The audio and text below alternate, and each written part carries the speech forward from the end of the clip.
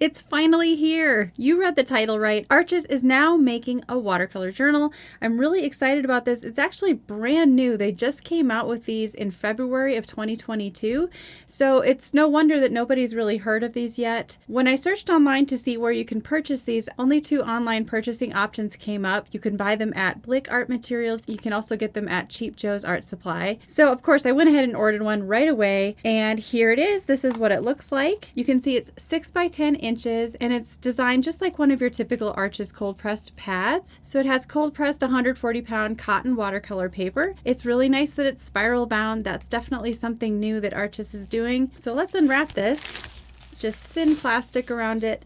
And there's a nice black backing board with the additional information about the paper here on the back. So there's this thick sheet here that backs up your journal and can serve as almost a clipboard for when you're painting. The spiral binding is just the nicest thing to have on a journal because it assures that your paper will lie flat.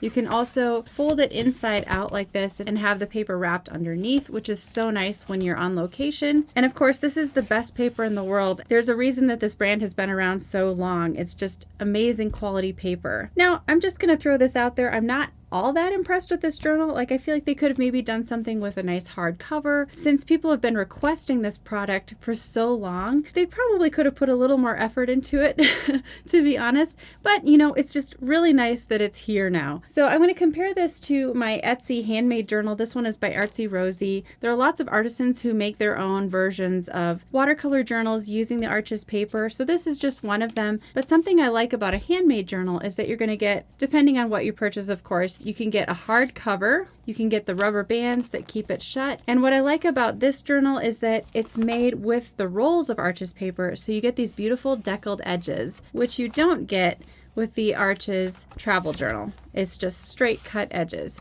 So that's just something to consider if you have a preference for that more handmade deckled edge paper look. It's really beautiful. I really like that. But this definitely will come in handy as well. And the fact that these are going to be readily available and hopefully Arches will be distributing them all across the world is a really, really good thing because I think it's a sought after product. So for those of you who know Arches paper and are familiar with it, you know it holds up really well with lots of washes. The 140-pound paper is a little thinner than your 300-pound paper, so it may buckle a little bit when you're using lots of heavy washes, but that's to be expected with this thickness of paper. So let's just take this brand new journal for one little test run. I'm going to do a painting in here. I'm going to test out how it handles tape and masking fluid and of course wet and all kinds of paint washes. So let's see how it performs. I'm just going to take a Blick Artist tape. This is 1/2 inch masking tape and tape it around the edges so that I have pretty borders for this painting I'm going to do. All right, so I'm just folding the cover underneath. You can see there is a little bit of warping in the journal. It's not a perfectly flat journal. It's slightly bent. If you want to hold it down on your desk while you're working, you could certainly just tape it all the way across the side. Or you could use a bull clip and use that to fix the sides down like this. For my painting today, I'm going to paint this cute little American robin taking a bath in a bird bath and just splashing away. So the masking fluid is going to really come in handy for those splashing water droplets. We're going to need to do a pencil sketch first, and then we'll go ahead and start with the painting.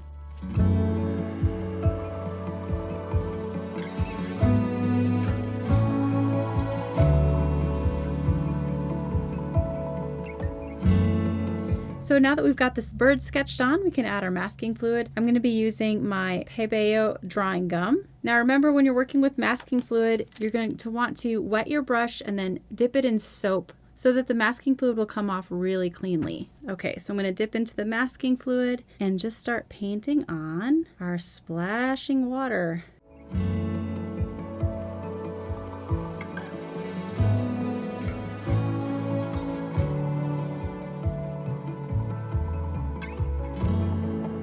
I let the masking fluid dry for at least 30 minutes before continuing. Then I take a spray bottle and wet the background, spreading the water around with my Libenson brush. This is the brush I used for the entire painting. It's a small brown synthetic 3/4 inch bristle brush. Then I mix up some green using my Daniel Smith Ultimate Mixing Pan Set. I mix up a nice green using the Hansa Yellow Medium and some of the Viridian color, varying the levels of green versus yellow so the background has an interesting effect.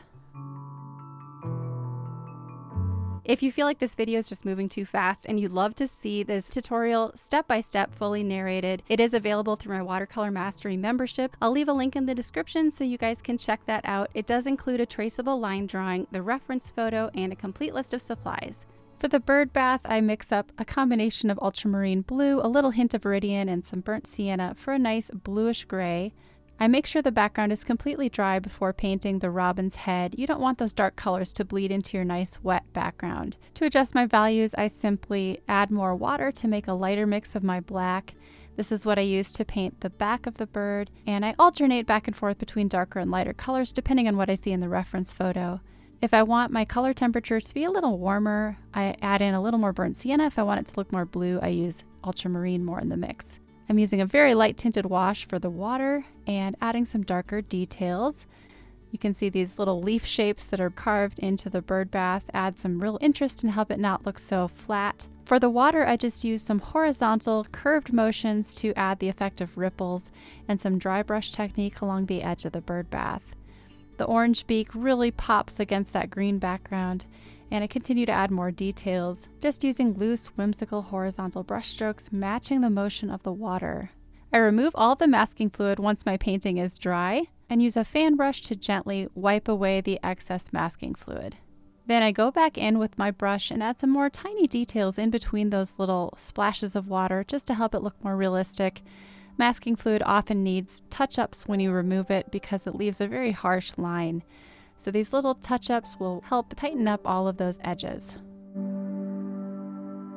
There's my finished painting, my first one in my Arches watercolor journal. The paper performed every bit as good as I would expect. It did a great job with the tape, with the masking fluid, and I just had a whole lot of fun painting on it. There's so much to be said for painting on high quality paper, so I definitely recommend this journal. On both Blick Art Supplies and Cheap Joe's, which are the only two stores that I could find which actually sell this journal already, they are both charging $20.63 for a 15 sheet journal. Now price-wise, you're still going to get a better deal if you go with the Arches 140-pound watercolor pad, size 9x12. The Arches pad only has 12 sheets versus the journal has 15, but the size is larger, and a 9x12 inch watercolor pad you could easily make into your own journal. You could cut the sheets in half and create a 9x6 inch journal that way. Since this is the only option available that's made by Arches right now, it's the only thing we have to choose from. There are no hot pressed pads, there's no rough pressed journals, just the cold pressed and just 15 sheets, 6x10 inches.